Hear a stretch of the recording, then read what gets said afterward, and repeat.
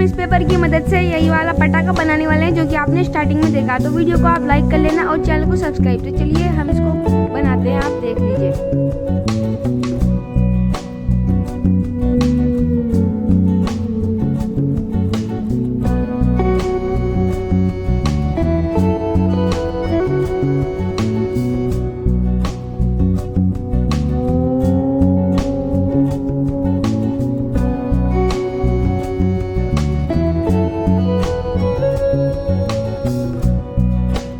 तो गाइस हमारा पटाखा जो है वो बन के तैयार हो चुका है, आप यहाँ पे देख सकते हैं। और हमें इसको ऐसे मोड़ना है जैसे कि आप यहाँ पे देख सकते हैं, कुछ इस तरीके से दिखेगा ये। और अब हम इसकी आपको टेस्टिंग करके दिखाते हैं, आप वीडियो को लाइक कर लेना।